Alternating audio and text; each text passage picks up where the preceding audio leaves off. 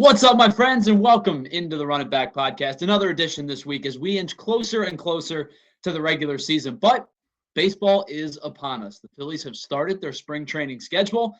Let's not get overly worried or deflated over the fact that they haven't won a ball game just yet. But it's spring training, and it really doesn't matter all that much. It's about reps. It's about getting guys at bats and getting guys innings in the field, getting your pitcher's arm stretched out. But no matter the results of these games, it is always a turning of the tide, a turning of the corner to have spring training back and to have actual baseball. I sat at a bar the other day, Frank. By the way, Tyler Zulli, Frank Klose with you, as always, here on the Run It Back podcast. And I sat at the bar with my buddy on Saturday afternoon while it was getting ready to snow once again here in the Delaware Valley. And we sat and we watched the Phillies and the Blue Jays, and it was nice. It was a nice little reprieve from the cold and the snow and the gray and the dreariness of the Philadelphia area to see, ball hit mitt, ball hit bat, regardless of what the results were. It was great to see. Yeah, what's with that Monday night game that wasn't put on TV? I mean, wouldn't it have been great to have that during the snow on Monday to just longingly look at nice warm Florida? But the Nationals had to have that night game, so missed out on a couple games there to be able to watch on TV as we dug out of the snow. But you're absolutely right. I'm just like craving Clearwater more than usual, although I will be there in a week. So our next episode, I will be live from Clearwater. Assuming Mother Nature doesn't want to dump another foot of snow on us in the next week, I think you should be good to get down there and be in the warmth and have the sand and the beach and the sights and sounds of Baycare. And I'm excited for you because it is a trip. You talked about it last week. It's a trip that I think if you get to make it, you tend to not make it once. I think if you have the means to afford it, you typically go back time and time again because it is a great trip. Yeah, I went once for the first time in 2011, and I was just hooked. Haven't missed it since. Sometimes heading down twice. And by the way, it's a great place to visit the rest of the year. I mean, even if you're, I really like it in October and in January, and I've been there in July and August too. It's not the same, but have caught some Threshers games down there, and it's still there's still a lot of neat things to do. And I actually like to go down when there's not baseball. Sure. And I can do all the non-baseball things I like. So I recommend that too. So it's a lot less expensive. You mentioned if you can't afford it, the big trip during spring break when it's very expensive, check it out some other time because it's just another pace compared to what we're used to up here. So let's dive into today's topics. We've got a lot to get into. Spring training, as we said, has started. A handful of games under their belt already. 3 losses and a tie, but again, results don't really matter all that much. It's about getting reps. It's about getting swings. It's about tracking pitches. It's about seeing the ball hit the bat, seeing the ball hit the mitt. But there are a ton of storylines for the Phillies, and they continue to be, maybe a little bit unnecessary at times with drama and with he said, she said, and hearsay type of conversations. But the latest piece to come out for the Phillies in terms of connection or not was that are the Phillies interested in a Rhys Hoskins reunion? And I think there was a lot of discourse around Rhys Hoskins. There's been a lot of discourse around Rhys Hoskins for quite some time now when it comes to a reunion. Because as you and I talked about a couple of shows ago, the Phillies have in fact been missing a right-handed power bat in the middle of their lineup since Rhys Hoskins left in free agency. The one thing I have kind of cautioned everyone is not to allow sentimentality to get into the way of the eye test and the results, because Rhys Hoskins is not the same hitter that he was when he was here in Philadelphia. Now, obviously, fewer at-bats last year than what he's used to having, just 279 at-bats last year, 12 home runs for him. I think the big conversation for me, Frank, when it surrounds Rhys Hoskins is, I just don't see Rhys Hoskins as a fit for this ball club anymore. And I think Bryce Harper kind of echoed a similar sentiment earlier this week. Yeah, it seems like the discussion was not necessarily that they were interested this offseason, but maybe the talk of him at the trade deadline last year is just someone who could boost the club. Now, I think that in the olden days when you could expand rosters to 40 and come at the end of August, I think then maybe you would trade for somebody like Rhys Hoskins and you could stash him on the bench and call him up every time you need a big at bat from the right side, but you just can't do that anymore because you only have 2 extra spots come the end of the year, and that's just usually your third catcher and then maybe an extra pitcher. So Sure. the game doesn't even really leave room for somebody like him right now. But of course, the Phillies are set at first base. They're set at DH. There's just nowhere to put him and play on a regular basis. So, I mean, if he was coming in a Matt Stairs kind of role because the rosters went to 40, like when they acquired Matt Stairs in way back in 2008, I think you're onto something. But yeah, in terms of finding a spot for him in the lineup, it's just unfortunately there is no place. I mean, I think Hoskins ideally is a DH at this point, Sure. and then you have to commit to what putting Kyle Schwarber in left field in order to do it. I just don't think that that's a and I know there's been lots of talk where you could put Bryce Harper back in the outfield. I don't think that's happening again. I think Bryce Harper's a first baseman for now and for at least the next 5 years while Kyle Schwarber's still around. Well, So and I will say this with the Harper to the back to the outfield, Harper to first base, staying at first base discourse, which has had a ton of steam for a long time within the Phillies community, because it was saying that if you're able to acquire a first baseman who provides you pop, who provides you consistency in the middle of the lineup, then you get better by Bryce Harper going back to the outfield and acquiring such first baseman. I think in this particular instance, that's not the player that you're looking for. Like, for example, I think, and in fact, I don't even know if I think the numbers will tell you, Bryce Harper in his career has been a really, really good defensive first baseman. Like, way better, way sooner than I expected. I expected some growing pains, and, he's a professional. He's going to get there eventually. He took to the position pretty naturally and pretty seamlessly when he became the Phillies first baseman a few years ago. He's been a candidate for Gold Gloves over the last couple of seasons. He's become that good defensively. I'm okay with making your defense lesser if it means bringing in a power bat, a sustainable power bat that is going to make your offense better. Like the pipe dream conversation being, well, if they would have acquired Pete Alonso, then you move Bryce Harper back to the outfield because, yes, Pete Alonso is not a good defensive first baseman. Yes, Bryce Harper is probably a better first baseman at this point in his career than he is a right fielder. But the offense stretches enormously, right? You can bring in a guy who's got potential 40 home run, 100 plus RBI type of power. That to me would have been one of, like, again, pipe dream type of scenario, but like that's the type of move that you say, yeah, Bryce Harper's going back to the outfield.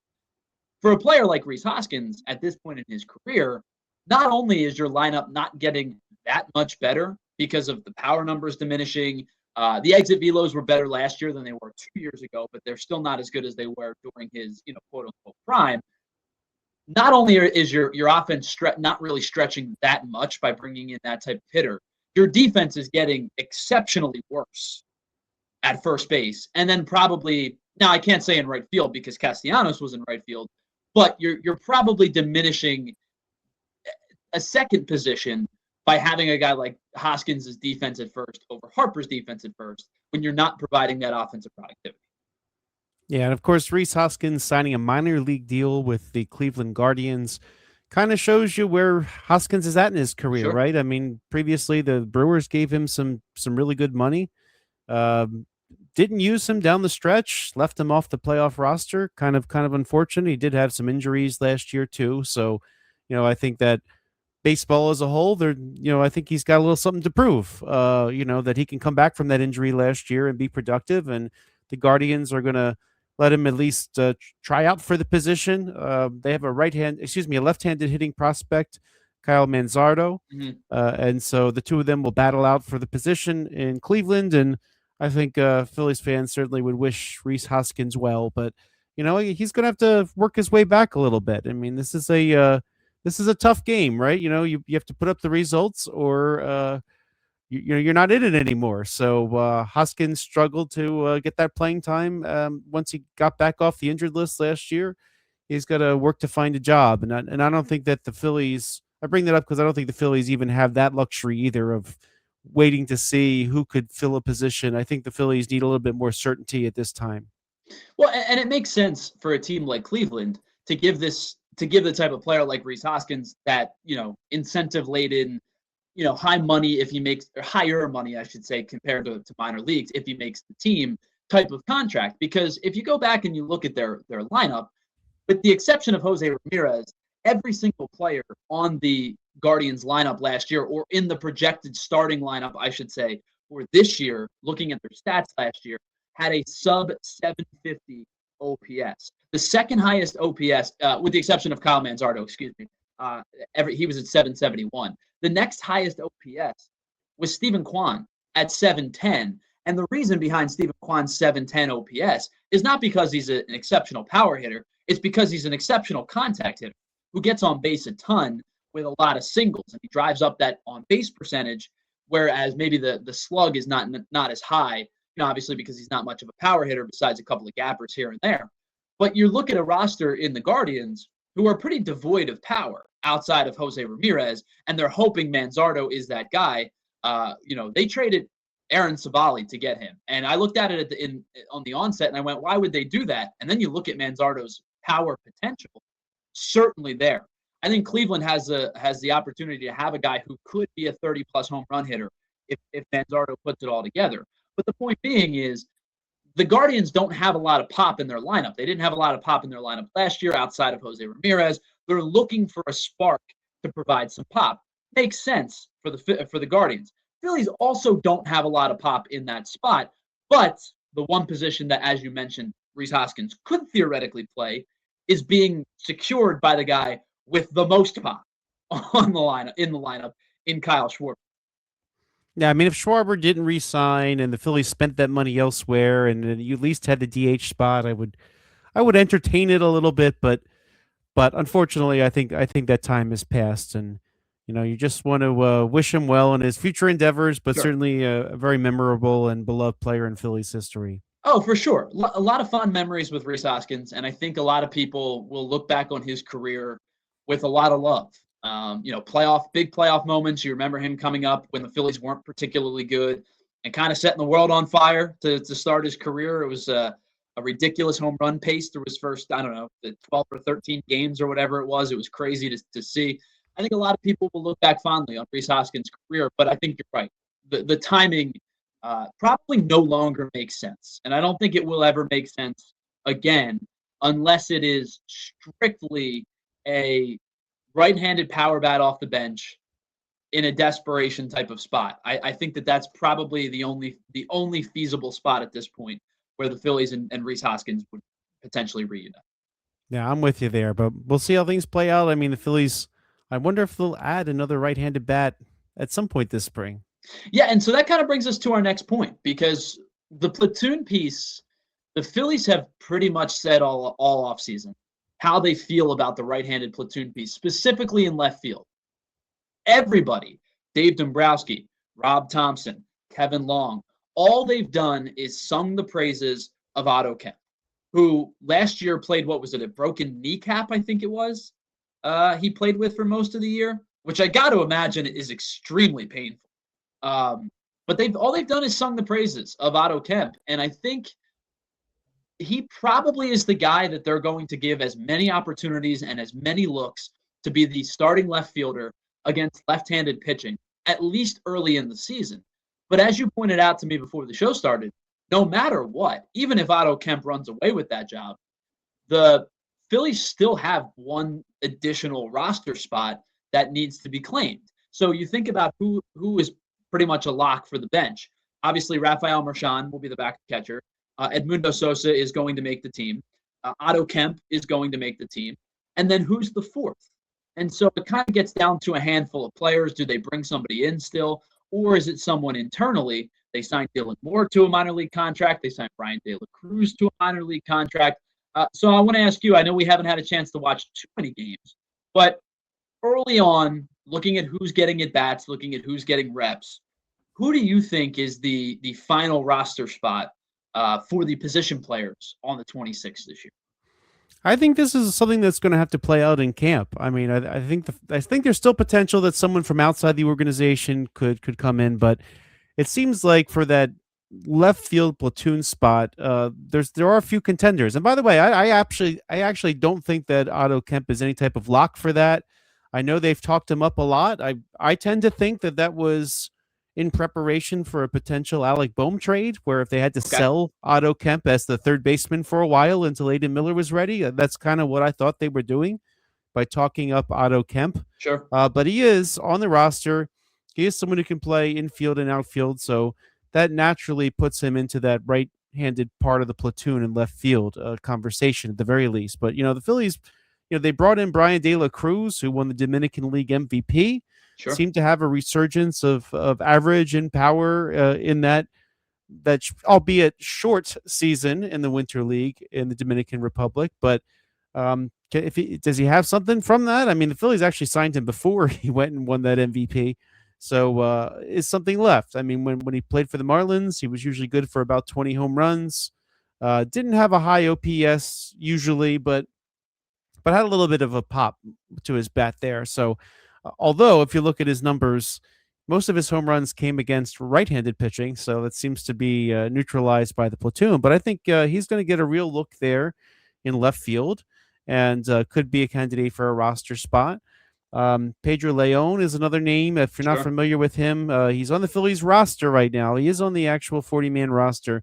This is a guy that was a Cuban defector, considered a big prospect, known for speed, a little bit of power, defense in the Astros system. Never really translated that to a major league call-up. I think he had like one at bat or something with the Astros, but he's intriguing enough that every time that he was designated for assignment, somebody else kept picking him up. I think the Phillies are like the third team or something this offseason that had him. But anyway, he's gonna get a look, and then beyond that, as you mentioned, Dylan Moore, this is a guy that won a Gold Glove as a utility player who can play a whole bunch of positions.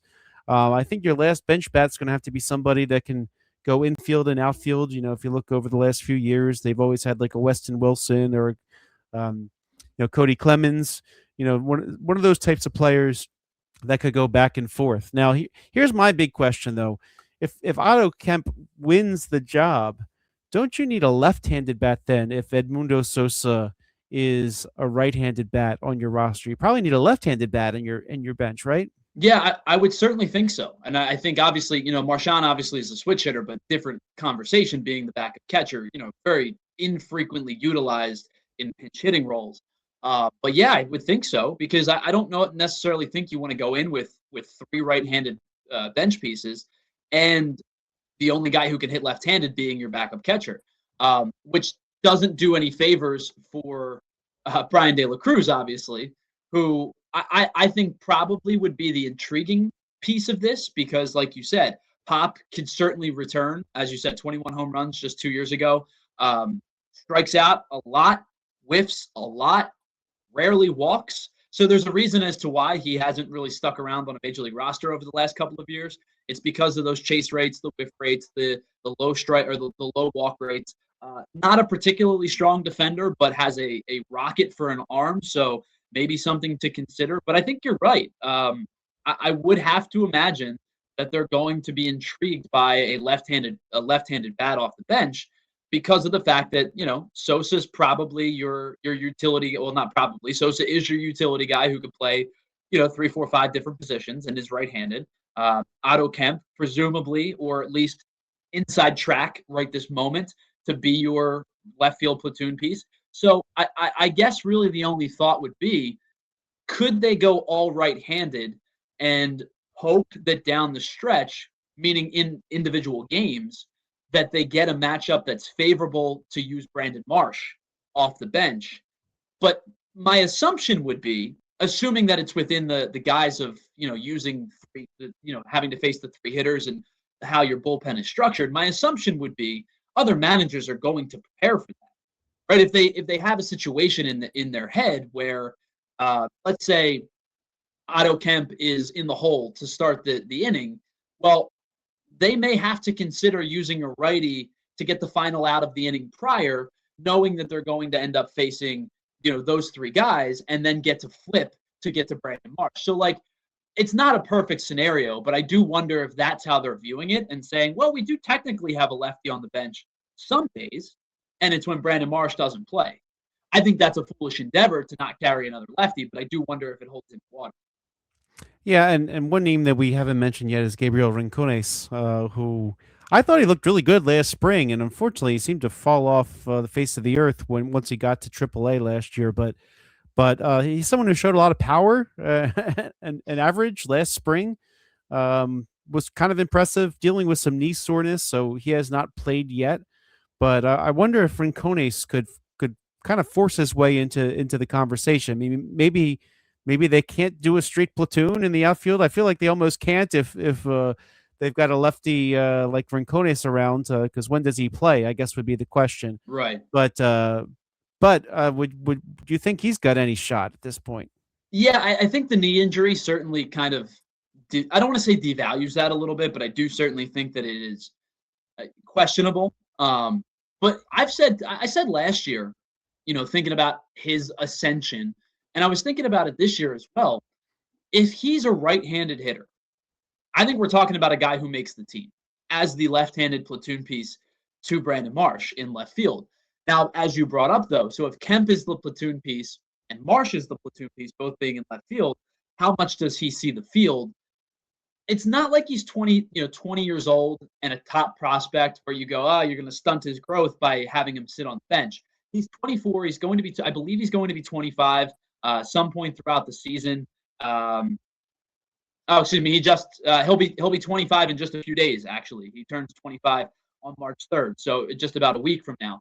So it's not like you're talking about a top-rated prospect who you would prefer.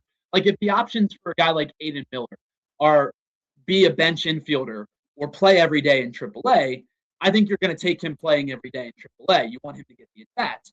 For Rincones, no disrespect to him, but he's not as highly elevated of a prospect as a Miller, a Nori, those type of guys who you want getting everyday at bats.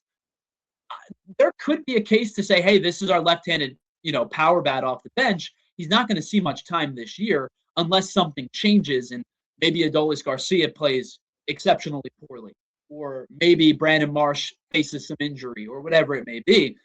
But at 25, I think there could be some merit to it, but I do wonder how much the knee is really kind of impacting him and impacting those chances. And by the way, I mentioned he kind of fell off a little bit last year, but he did end up with a cool 800 even OPS at AAA. By the way, same as the year before when he had an 800 OPS over 2 levels. So, I mean, he's got a little something to it. So he makes a lot of that power count. Last year at AAA, 18 home runs, 22 doubles, 1 triple, walked 80 times. So maybe he can force himself into this conversation a little bit too. And again, someone I really liked, really seemed to do very well last spring. But we'll see if we get to see him this spring. Hopefully that he comes back from that knee really soon.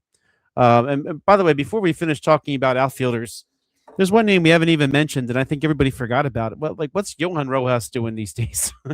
It's a great question. He's almost the forgotten man, right? I mean, and I think the reason being is because we know exactly what Johan Rojas is. An exceptional defender for the most part. I think there's times where I do question, like he makes some silly plays, at times. And I wonder, like, he's this elite level defender at his peak. And then there's some times where there's some silliness to his defense, but he's a good defender. He's a good base runner. He's a subpar hitter. And I think when you know exactly what the type of player is, it's easy to write that type of guy off if he's not a shoo-in to make the major league roster. Do I think he makes the team? I don't. But I do, I do think he feels a little bit like the forgotten man.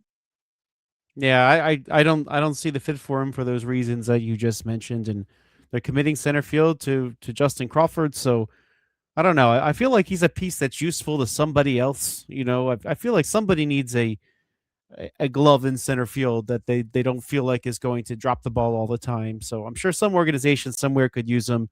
Wouldn't be shocked if he's maybe one of those late spring trades where he supplements somebody else's roster. I don't know what the Phillies need back per se, but I think a mid-level prospect that down in the minors deep might be the type of deal they get for Yeah, Rojas. I wonder if they look at some kind of starting pitching depth.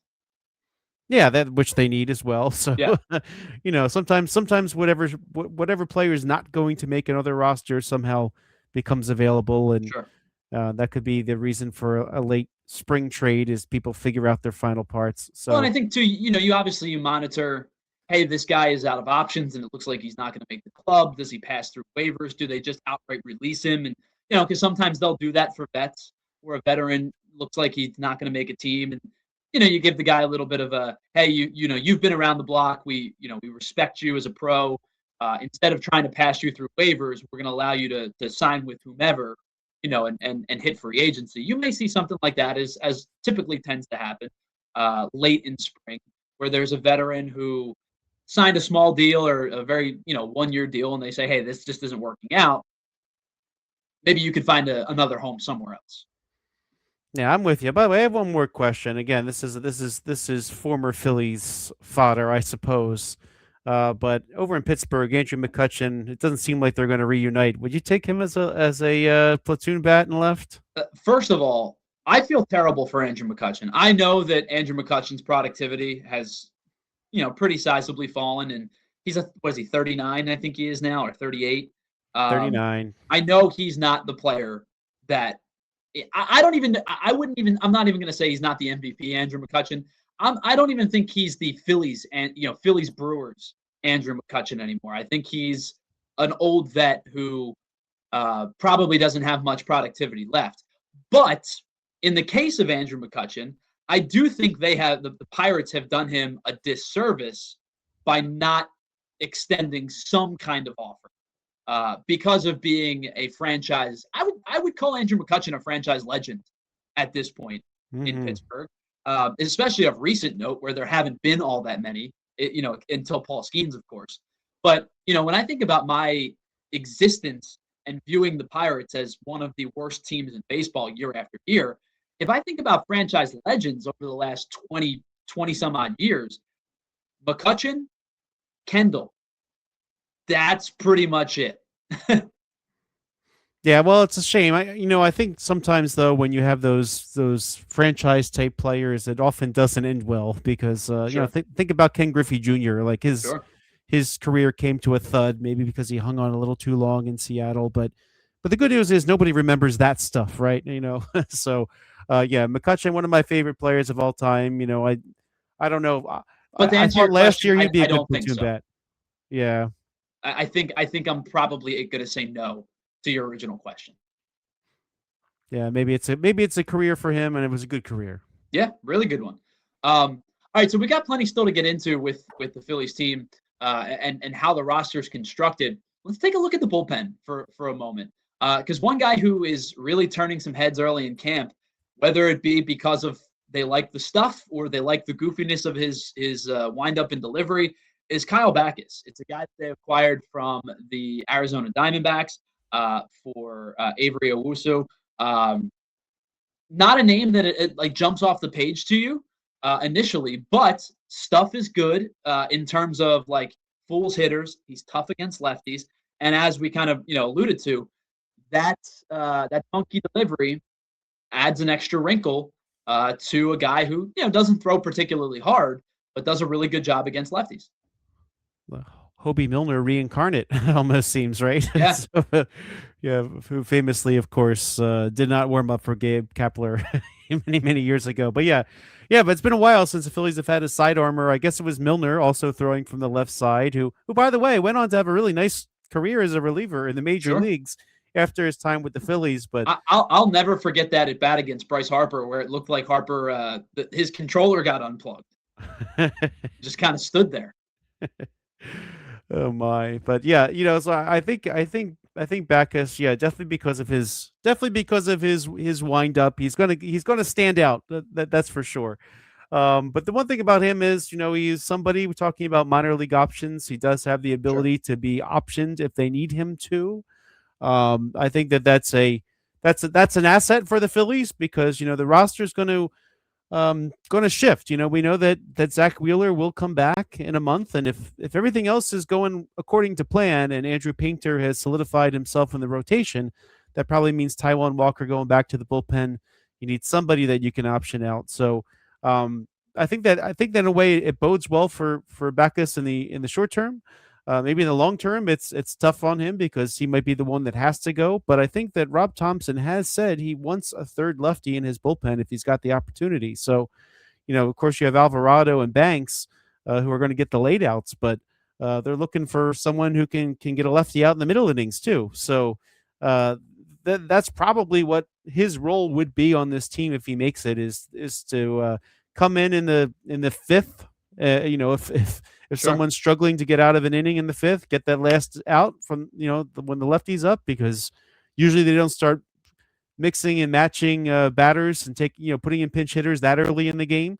So I think he kind of exists to be the guy that gets fifth, sixth inning out, and that seems to be what his strength is. Yeah, I mean, obviously small sample size, just the 1 year, 32 games, 25 innings. Doesn't generate a lot of swing and miss. He's not going to blow you away with a fastball by any means. Average fastball velocity, just 91 miles an hour. Three-pitch pitcher, fastball sweeper, changeup. But the things that he does well, doesn't walk guys, limits hard contact, it keeps the ball away from the barrel of the bat. And for a guy that's, he's slim. He's 185 pounds, but he is 6'4". And last year, in again limited sample size, was in the 96th percentile of extension across Major League Baseball. He's getting almost 7 feet of extension down the mound. So on top of everything else you have to deal with, the gyrations and the funky windup at the 9-degree release point, you have a guy who is kind of barreling down the mound on you a little bit. I think about when Zach Wheeler gets his full extension down the mound, it feels like he's on top of you when he releases the baseball. Christopher Sanchez can have the same thing. It feels like those guys are on top of you because of A, their height, and B, how far they get down the mound with their extension. Backus is in the 96th percentile. When you have somebody who feels like they're, instead of 60 feet 6 inches away, they're 52 feet away, all of a sudden 91 creeps up on you a little bit more than it probably should. It starts to feel a little bit more like 93, 94 out of the hand. And to pair with all the other stuff you've got to deal with, I do think there's merit to having a guy like this in the front end of your bullpen. I think, you now have, I would say, probably 2 spots, because I do think Jonathan Boland's going to make the team. He has no options left. I think you don't trade Matt Strom for a guy that you would attempt to pass through waivers. So my guess is Boland is going to make the roster.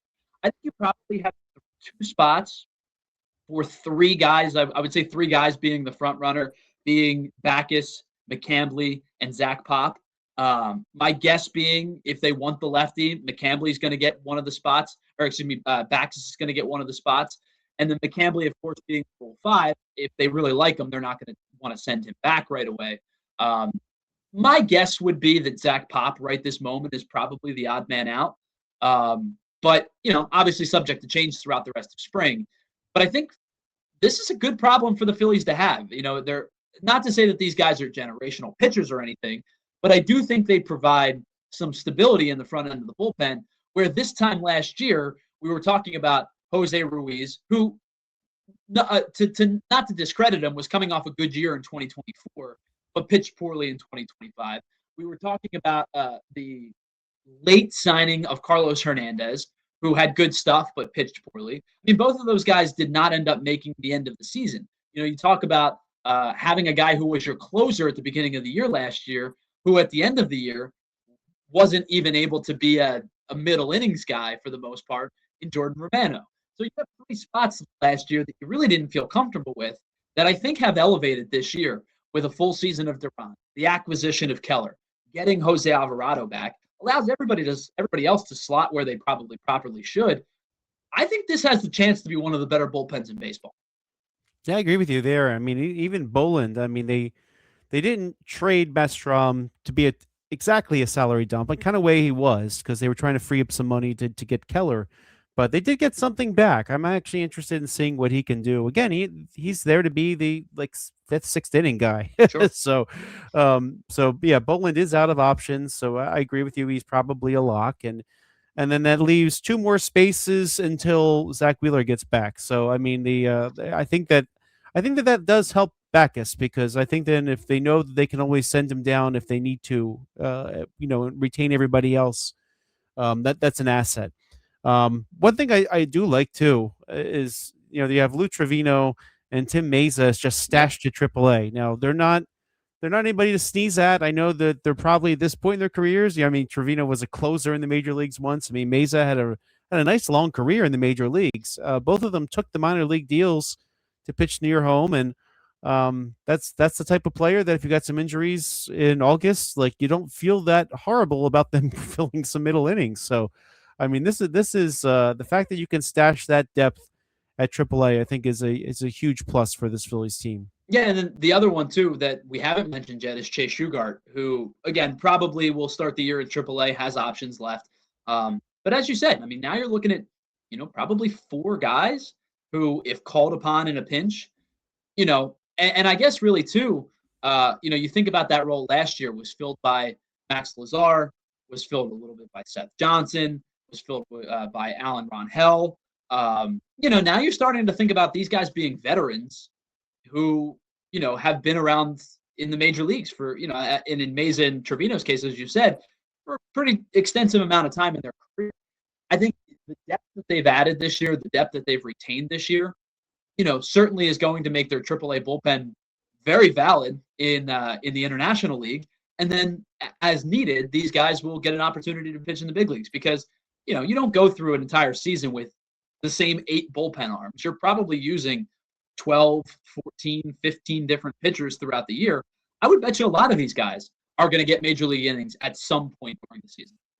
Yeah, and one thing I do really like is Alan Ron can just go to AAA and start. You're not pulling him Right. up just because he's the best of the AAA inventory that you have, right? He can actually focus on being a starter, and he can come up and make a start for you if you need to. I mean, that even happens sometimes thanks to rain delays and double headers.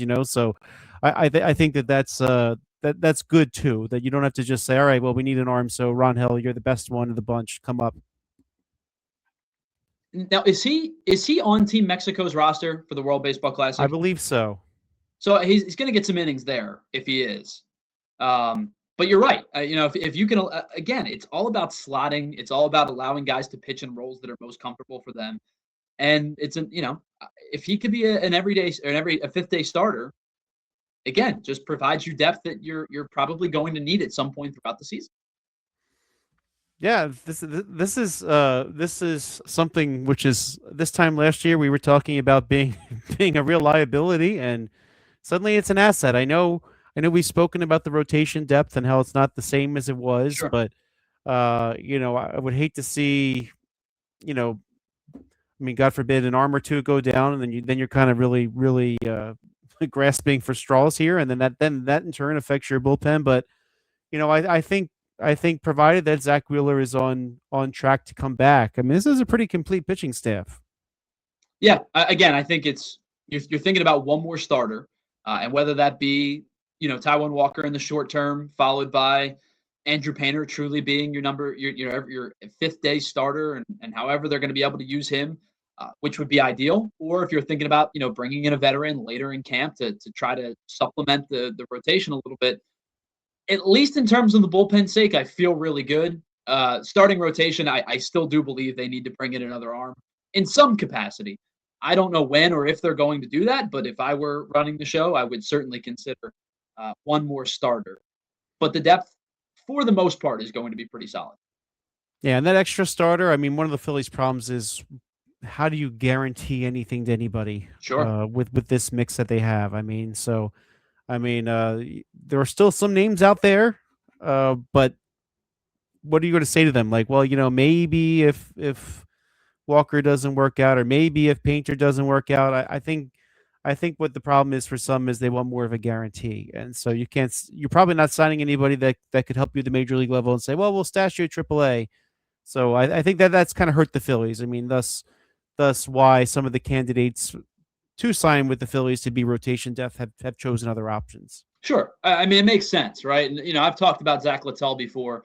I talked about Tyler Mahle earlier in the season. I talked about Dustin May earlier in the offseason. But you're right. The reasoning, and even a guy like Walker Buehler, the reasoning being is getting an opportunity to pitch in the rotation on a more consistent basis, I think is appealing for some of these guys who are either trying to bounce back or trying to extend their careers in a meaningful way. And so I totally understand that.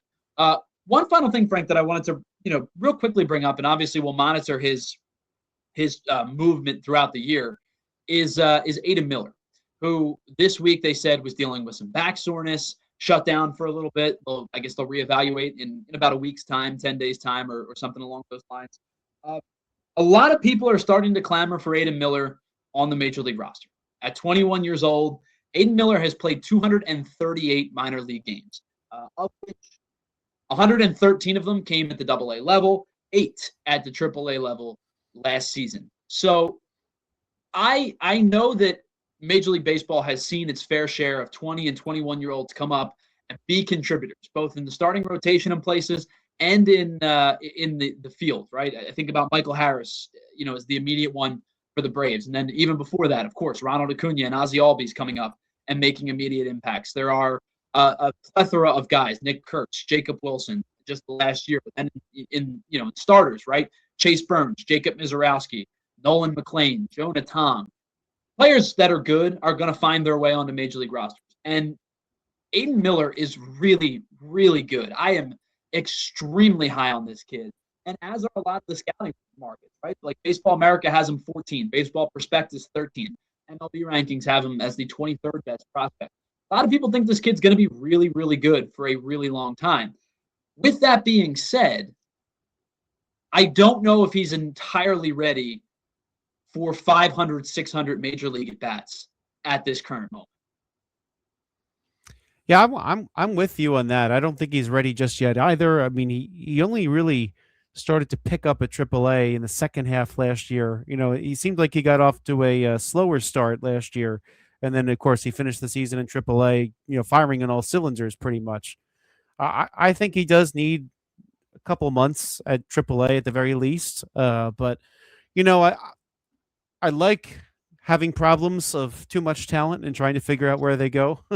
So if I'm the Phillies, I do start him at AAA, but beyond that, I think these things have a way of working themselves out, So either somebody's struggling or there's a minor injury that you need a sub for a while. I mean, think about, I'm not wishing injury on anybody, but when you consider the last few years, I mean, there have been 2-week injured list stays for players for nagging this, nagging that. I mean, I think it'd be really nice to know that, if Alec Boehm, again, I'm not trying to, or put it this way, if someone at third base tweaks something, well, I get what you're saying. Come and play for a couple of weeks. Wish an injury on anybody. Right. It's sports. If you need help at shortstop, if you need help at shortstop, then he can plug in there. If you need help at second base, maybe I think they wouldn't hesitate to give him a shot if they found themselves needing help for a little while. Maybe not for like a minimal injured list stint or something, but if they felt that they had like a month for him to play there, then I don't think they would hesitate to do that. Or, of course, at first base, Boehm could pop over there and then Miller could play third. So, I mean, really at all 4 infield positions, if they need help for a little while, I think he's your solution. So there's options here. If you just deal with the normal course of baseball and guys getting banged up, and then you know what, someday he could just take the job and just run with it, and they have to figure something out. Well, and I think the one thing you brought up there is probably the paramount point of this discussion.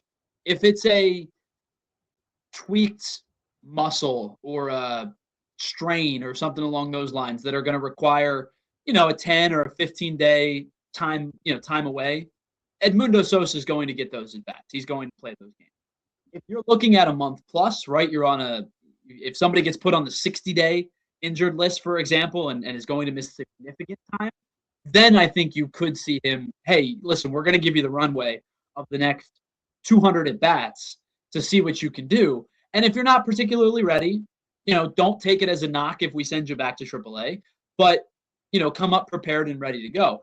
I will say this, though, and I've had people push back on this pretty significantly. If the Phillies play as well as we expect them to, or if the Phillies play as well as what they're capable of playing over 162 games, I think the best course of action for Aidan Miller this season is to get like 0 Major League at-bats until September. Because that means the Phillies are getting productivity from the third base position, getting some productivity from the second base position, and they're winning games because their offense is playing well. Unless, with the caveat, Aidan Miller's hitting, 320 in AAA, and he goes, all right, you forced our hand. You've earned this call-up. I do think that there is a justification to say, if he gets minimal major league at-bats this year and the Phillies are good, and then Alec Boehm leaves in free agency and he's in the conversation of your 26 in 2027, I don't think that that's a bad thing. Yeah, and look, I'm not above at some point if say they need help in the outfield. Hey, Alec Boehm, go to left field. Like I'd be open to all possibilities if the team's better. So and we'll see how this plays out. I mean, you want Justin Crawford to make it. I mean, that's not a guarantee, but Sure. if come July he's scuffling, you figure something out. I mean, and that's the thing. There's a lot of figuring out to do in the first few months of the season. It's Justin Crawford, it's Adolis Garcia, it's the left field platoon position. It's, what are you getting? Which Alec Boehm are you getting? Is it 2024 Alec Boehm? Is it 2025 Alec Boehm? Is it somewhere in between?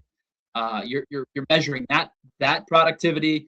You're measuring the catcher productivity. Not to say that they're going to go out and make a move for catcher. They just re-signed JT from Utah. But if the offensive productivity goes in the wrong direction, then you're going to have to kind of flip your lineup a little bit, even more so than you did last year. I think they're monitoring a lot of things heading into 2026. I will say, I do believe that this still has the capability of being a 90-win postseason type of team. But I also do believe that this is the first year in quite a few years where you may begin to see cracks in the foundation in the regular season. And so I think if you're monitoring those things, if you're minimizing risk, the best way to minimize risk and to have a productive season, and we use Alec Boehm hypothetically, but I'm going to use Alec Boehm here specifically. If Alec Boehm puts together a return to form season, and I'm not asking for 25 home runs, but the doubles numbers get better, the RBI numbers get better, the gaps numbers get better. That's the easiest path, much like Adolis Garcia being successful, is the easiest path to the Phillies' success offensively. Yeah, I agree with you. And if they have too much success, worry about it later. So sure. It's a good problem to have at that point. So this will have to play itself out, I think. But plenty of baseball still to come. Still a few weeks until opening day. Next week, you will be down there at spring training, so we'll get a check-in from you, hopefully from the ballpark. Maybe, you got to be incognito, I guess, but somewhere in the ballpark. I'll be there somewhere, and we can record there. But I do have should have press credentials for Wednesday and Thursday, so I can wander around the facility and hopefully find a good place to do our show. All right, so we'll have a check-in not a check-in. You'll be on the whole show. It's not like you're popping in, but we'll have boots on the ground in Clearwater to get a better feel for how everything is going in spring training next week. But a lot of fun, as always, Frank. Had a blast with you again. And by the way, you can find us on Twitter. You can find us on YouTube. All of our platforms are readily available. Frank does a really good job of turning this thing around. I got to give you a lot of credit for being kind of the producer of this show as well.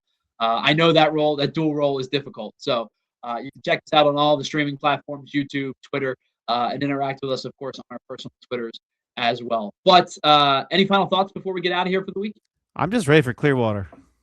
Well, enjoy it. I hope that your travels are not barred by any more snow. I hope that you're able to get knock on wood on this wood around here. Get there safely and enjoy your time in Clearwater. But for Frank Klose, I'm Tyler Zulli saying thank you so much for being a part of the Run It Back podcast. Again, if you like what you saw, drop a like, drop a comment, and hit that subscribe button if you're watching on YouTube. And if you're listening on any of the streaming platforms, leave a 5-star review if you like what you heard. We'll be back next Wednesday. Frank will be live in Clearwater, and I'll still be in my office space, but we'll have one person in much sunnier, nicer weather. So until that time, thank you so much for checking out the Run It Back podcast. We'll be back next week. We'll talk to you then.